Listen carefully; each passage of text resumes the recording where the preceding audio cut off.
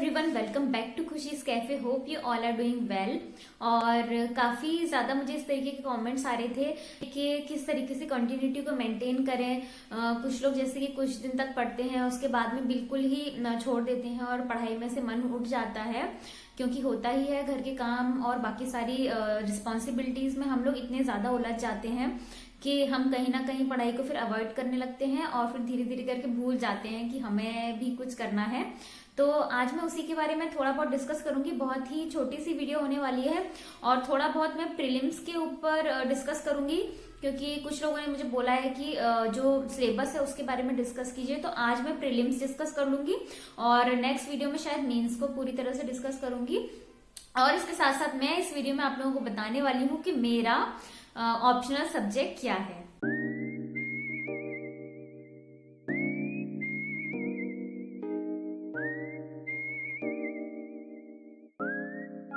सबसे पहले तो मैं ये कहूंगी कि कंटिन्यूटी को मेंटेन करने के लिए हमारे पास जो गोल है, जो भी हमने अपने लिए गोल सेट किया है, वो हमने क्यों किया है उसकी वजह को आप फिक्स कर लीजिए अपने माइंड में और कहीं पर लिख लीजिए। कुछ भी जब हम अपनी लाइफ में करने जाते हैं तो हमें पहले से मालूम होना चाहिए कि वो हम क्यों करना चाहते हैं और फ्यूचर में उसके क्या बेनिफिट्स हैं। सो आई थिंक इतना काफी है। अगर आपके पास ठोस वजह है तो मेरे ख्याल से कि हम नहीं भटकेंगे। हाँ, ये हो सकता है कि एक दिन का कभी गैप आ जाए, 2 दिन का कभी गैप आ जाए, कुछ भी बात हो सकती है, कुछ भी रीजन हो सकता है, मगर उससे आप पीछे मत हटिए कि अरे 1 दिन का गैप हो गया, 2 दिन का गैप हो गया तो अब मुझे छोड़ देना चाहिए, शायद मैं कर ही नहीं सकती हूँ। तो ऐसा बिल्कुल मत कीजिए, अपने आप को उसके लिए सजा मत दीजिए और कंटिन्यू रखिए। ये सोचिए कि आगे की जो जर्नी है, जो कि शायद काफी बड़ी है लाइफ की, तो उसके सामने ये 1 या 2 दिन कोई मायने नहीं रखते हैं। तो खुद को फिर से मोटिवेट कीजिए और अच्छा सा रीजन ढूंढिए। जो भी आप स्टडी कर रहे हैं या जो भी अपनी लाइफ में करना चाहते हैं, तो वो आप क्यों करना चाहते हैं उसका एक बहुत बहुत स्ट्रांग रीजन अपने माइंड में। दूसरी बात ये कि हमें खुद को पहचानना और खुद को समझना भी जरूरी है कुछ भी चीज करने से पहले।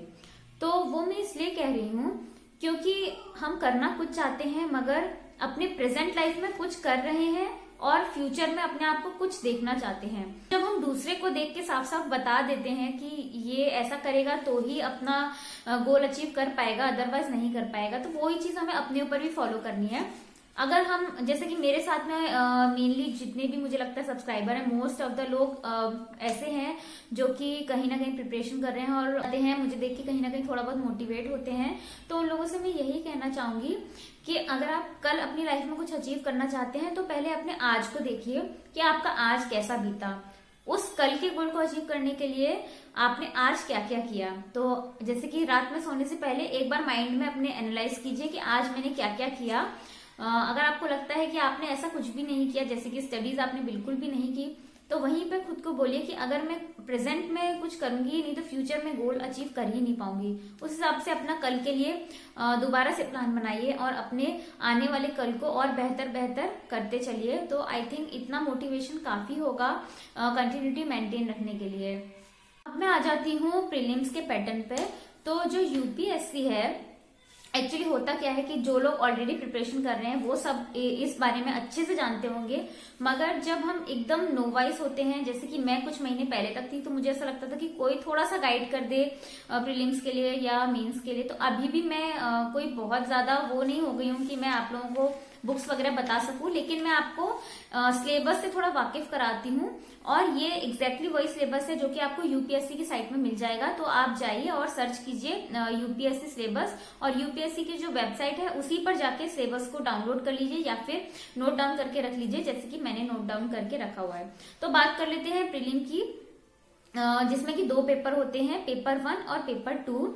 पेपर 1 होता है जो कि जीएस होता है और पेपर 2 होता है जो कि जिसको सीसेट भी बोलते हैं। तो पेपर 1 में आपके आ जाएंगे सबसे पहले तो पेपर 1 आपका 200 मार्क्स का होगा जो कि ऑब्जेक्टिव टाइप होगा और 2 आवर्स उसके लिए आपको मिल जाएंगे, जिसमें कि आपको कवर होंगे current affairs of national and international importance, history of India and Indian national movement, Indian and world geography, physical, social, economic, geography of India and the world, Indian polity and governance, constitution, political system, Panchayati Raj, public policy, rights, issues etcetera. Economic and social development, sustainable development, poverty, inclusion, demographics, social sector initiative etcetera. फिर आ जाता है general issues on environment, ecology, biodiversity and climate change. Then आ जाता है general science. तो ये आपके paper 1 में cover होती हैं चीजें।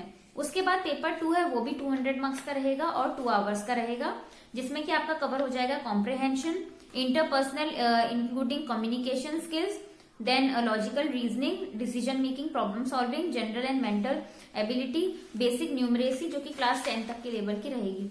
तो जो पेपर 2 है बेसिकली सीसेट, तो आप इसको कह सकते हैं जैसे कि बैंकिंग में जो प्रीलिम्स एग्जाम होगा क्लर्क वगैरह के लिए, कुछ इस तरीके का रहता है ये। इसमें कॉम्प्रिहेंशन भी आपके रहेंगे और कुछ न्यूमेरिकल क्वेश्चंस रहेंगे जैसे कि डिस्टेंस, प्रॉफिट एंड लॉस और इस तरीके के जितने भी टॉपिक होते हैं उनके ऊपर यहाँ पे क्वेश्चन पूछे जाएंगे। देन कुछ रीजनिंग से क्वेश्चंस आएंगे जो कि आराम से किए जा सकते हैं। और क्योंकि मैंने बैंक एग्जाम्स दिए हुए हैं तो मुझे थोड़ा बहुत कहीं कहीं इन सारे क्वेश्चंस की नॉलेज है। और जो पेपर 1 है जो कि पूरा जीएस पे डिपेंडेंट है, मुझे मेन मेहनत वहां करनी है। और अगर आप पेपर 2 के लिए थोड़ा बहुत कहीं मैथ्स वगैरह के लिए देख रहे हैं तो मेरा जो दूसरा चैनल है स्टडी कीन, वहां पे मैं सारे टॉपिक्स धीरे धीरे कवर करने वाली हूँ इन फ्यूचर, तो आप वहां पे मुझे फॉलो कर सकते हैं। इसके अलावा जो है पेपर 2 जो है जो सी सेट का है वो क्वालिफाइंग नेचर का है, जिसमें कि आपको 33% मार्क्स लाने रहते हैं। 200 का पेपर है तो 66 आपको मार्क्स इसमें लाने रहेंगे। इतने मार्क्स आपके आ जाएंगे तभी आपका जो पेपर 1 है उसको चेक किया जाएगा। सो गाइज, अब last but not the least मैं आप लोगों को रिवील करने वाली हूँ कि मेरा जो ऑप्शनल सब्जेक्ट है वो क्या है। So I was a bit confused. तो ऑप्शंस बहुत सारे होते हैं ऑप्शनल सब्जेक्ट के लिए, लेकिन मैंने चूज किया है साइकोलॉजी को, क्योंकि इन फ्यूचर भी मैंने अपने लिए कुछ प्लान सोचे हैं जो कि मुझे ऐसा लगता है कि ये सब्जेक्ट अगर मैं यहाँ पढ़ूंगी तो इन फ्यूचर भी वो मुझे काम आएगा।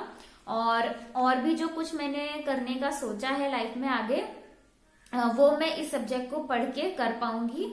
और 1-2 और छोटे मोटे प्लान्स हैं उनको भी एग्जीक्यूट करूंगी इसी ईयर में। सो इसीलिए मैंने ये सब्जेक्ट लिया है। बाकी मेरा बैकग्राउंड है इंजीनियरिंग, सो इंजीनियरिंग से इसका कोई लेना देना नहीं है, बट फिर भी मैंने ये सब्जेक्ट लिया है। मैं इस डायरेक्शन में ही काम करना चाहती हूँ क्योंकि मेरे पास यूट्यूब भी है और यहाँ पर भी आप लोग मुझसे बहुत सारे क्वेश्चंस पूछते हैं। मुझे ऐसा लगता है कि साइकोलॉजी पढ़ने से मैं आप लोगों के क्वेश्चंस को भी अच्छे से डील कर पाऊंगी। और क्योंकि अब थोड़ा बहुत कहीं मैं इस पब्लिक प्लेटफॉर्म पे हूँ तो मुझे साइकोलॉजी पढ़ने से ज्यादा हेल्प मिलेगी। और इन फ्यूचर तो मैंने आपको बताया ही, जो मेरे प्लान्स हैं वो मैं आपको थोड़े दिन बाद बताऊंगी कि क्या है। और बस यही था एक छोटा सा वीडियो। आई होप आप लोगों को पसंद आया होगा। और इसके अलावा आप और कुछ भी अगर जानना चाहते हैं तो मुझे कमेंट सेक्शन में बता सकते हैं। मैं सब कुछ डिस्कस करूंगी रिगार्डिंग यूपीएससी, जितना भी मैं धीरे धीरे करके चीजों को समझ पा रही हूँ। आई नो कि मेरे सब्सक्राइबर मुझसे कहीं ज्यादा नॉलेज ऑलरेडी रखते हैं, मगर जो नहीं रखते मैं उनकी हेल्प करूंगी और आप लोग भी उनकी हेल्प करिए। सो चैनल को सब्सक्राइब किए बिना बिल्कुल भी मत जाइएगा। और मैं देख रही हूँ कि मैंने अपनी एनालिटिक्स देखी थी यूट्यूब की, तो उसमें 80% ऑफ द व्यूवर्स वो हैं जिन्होंने चैनल को सब्सक्राइब नहीं किया है। तो प्लीज ऐसा मत करिए, चैनल को सब्सक्राइब किए बिना बिल्कुल भी मत जाइए। और मिलती हूँ आप लोगों से नेक्स्ट वीडियो में, तब तक के लिए बाय बाय।